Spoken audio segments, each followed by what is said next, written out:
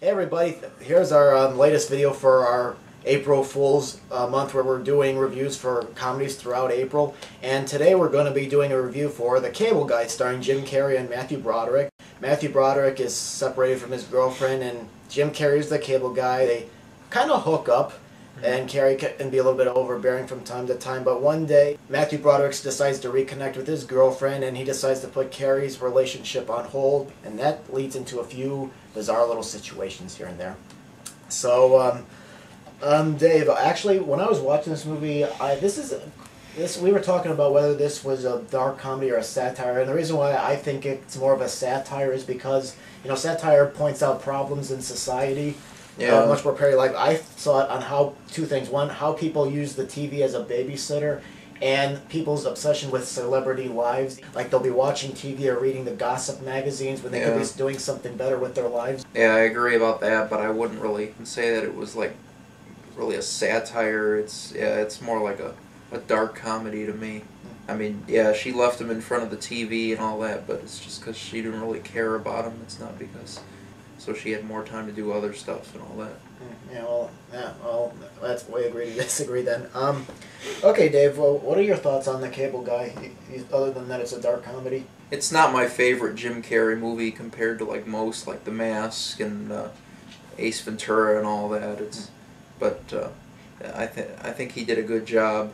I'd compare it more to like Number 23. Well, Number 23 was I think was a thriller. It wasn't really a comedy. Because this movie, to me, wasn't really even a comedy. It was more like a thriller. I don't know. I think for the first hour it was a comedy, but I do agree the last act of the film goes into some dark territory. And I mean, for me, Jim Carrey, I remember when everybody at school was obsessed with his films. When we was during his popularity, I gotta admit, I find Jim Carrey hit and miss. Sometimes I think he can be really funny. Sometimes I think he tries a little bit too hard and he overdoes it. And here, it kind of goes for me into the later category. But I agree, it's not my favorite comedy, but it's got some funny scenes. Like there's one where he's performing "Somebody to Love" at a karaoke party. That was funny, yeah. And the password game. I liked when they were at medieval times and then they let them come out on the floor. And that's an excellent scene where Carrey kind of oversteps his boundaries. Sometimes he mixes TV with reality a little bit. Sometimes it's hard for him to distinguish, but I don't know, there were some moments here that didn't really work for me. Like there's a scene where he's playing basketball and he just happens to show up when Matthew Broderick's playing. And it kind of shows Carrey's obsession with Broderick's character, but I didn't think that particular scene was that funny. Yeah, and it seemed like Broderick wasn't really cool about him being there. Well, of course he's not. He's hanging out with his friend, and Jim Carrey's character just happens to come along, so I can understand that. This movie, I understand, didn't quite do well at the box office, and I think it's because up to this point, people were used to seeing Jim Carrey one way, and then when he decided to do something different, people were a little surprised, especially with the later part of the movie, and it I think it kind of gave way to some of the later stuff he did, like The Majestic and Man on the Moon, Number 23 you mentioned, so it gave him a chance to break away from his usual mold and do something else, which I enjoyed very much.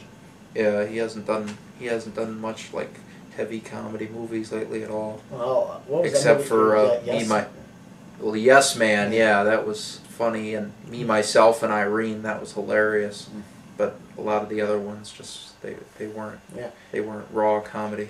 And here's something interesting. I was doing research, and The Cable Guy was originally written for Chris Farley, and I think that would have been interesting to see what he would have done, because I know for a lot of his films, he didn't really get a chance to do too much other than get stuck and fall down and all this stuff. Yeah. I think it would have been interesting to see what he would have brought to the film, but on the other hand, I can't imagine anybody but Jim Carrey in the part, because he really brings a lot to it as well. So I think it depends which comedian you cast, because they'll bring something different to the script. So. Yeah, I couldn't see Chris Farley playing that part because he was more like the type of person to play something really, really funny or whatever. Because he was into like cracking jokes and just doing just real stupid off the wall stuff. And I mean, Jim Carrey's like that too, but Jim Carrey's good at playing other roles.